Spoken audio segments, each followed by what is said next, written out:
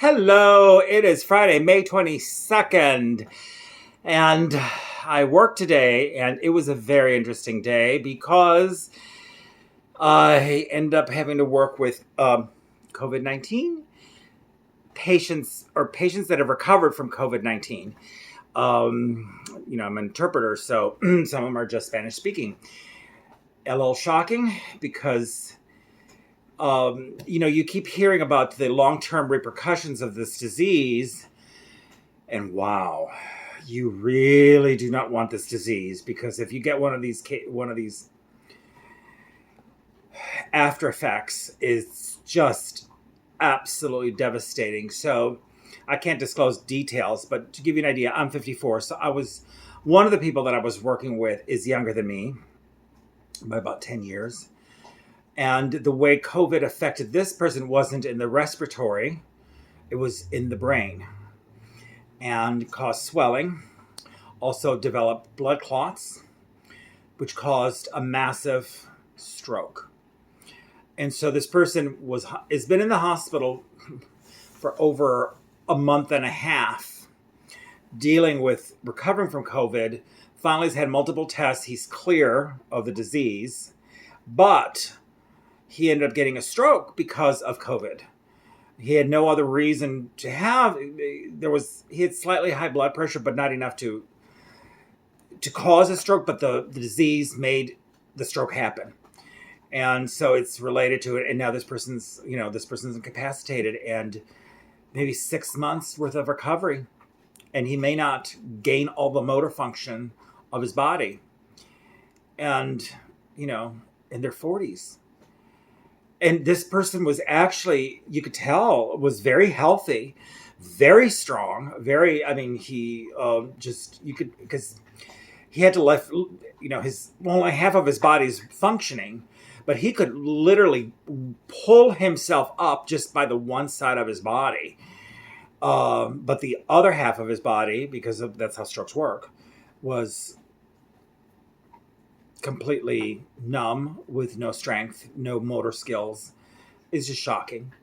And you see this and you hear about it, but to see it was really quite sad, and really brought the reality of how horrific this disease. We always focus on the number of people that have died, and it's not that many, but there is a bunch of people who have gotten this disease who now have disabilities, and in some cases will be permanent disabilities.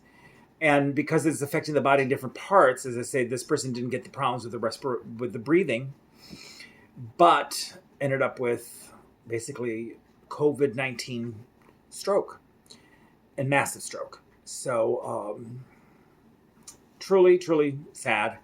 Was able to talk to the person, though. He had a fun, wicked sense of humor. He's trying to laugh, as much as you can, considering the situation. So this one person that I ended up working with mostly today, it was great because, he realized what the cards have been dealt to him, and he's trying to be as positive as can be.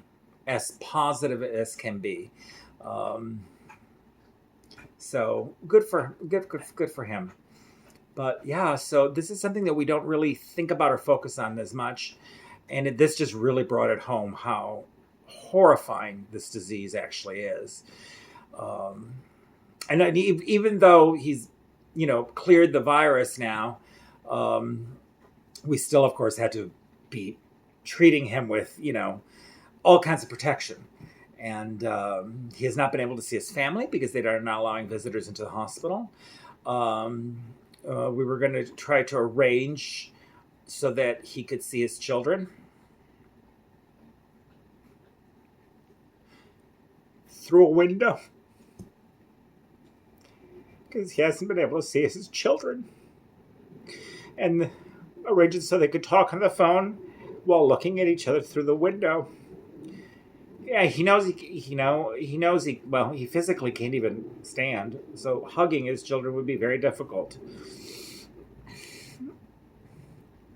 But Yeah, it's a horrible disease, guys. It really, after seeing it in person, the effects of what can happen,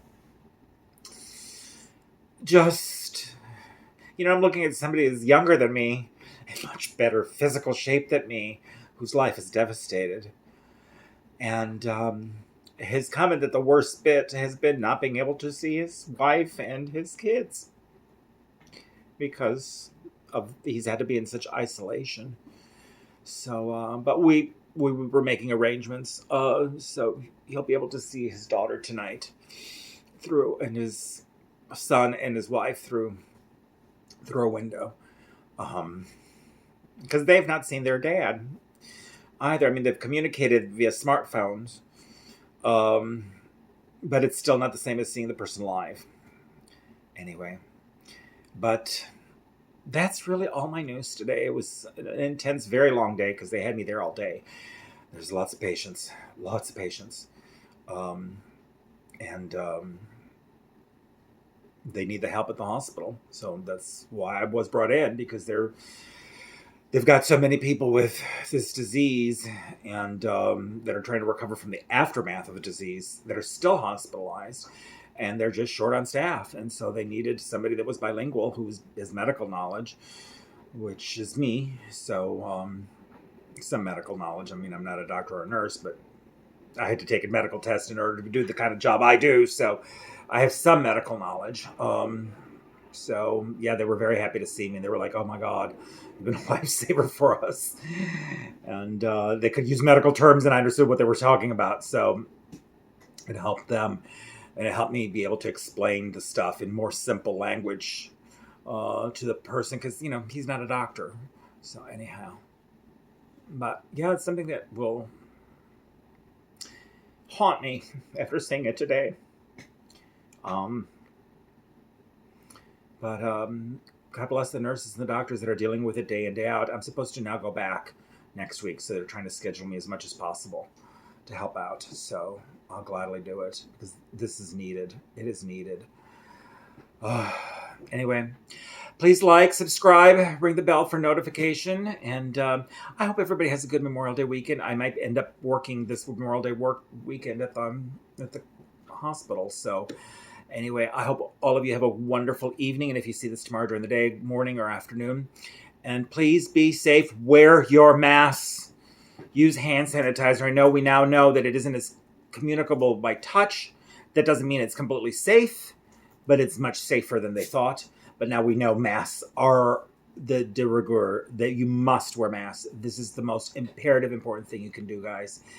Do not become a statistic of somebody like what I saw today.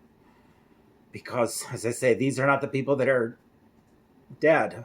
They're the people that are now physically altered for the rest of their lives, or for a very long time. So keep that in mind. It's, the disease itself may not be, the symptoms of the disease may not be horrible, because he actually had minor symptoms, but what ended up triggering in his body was something catastrophic. So, and there was others, so I'm just using one. So anyhow, have a good one, and we'll talk soon. Bye.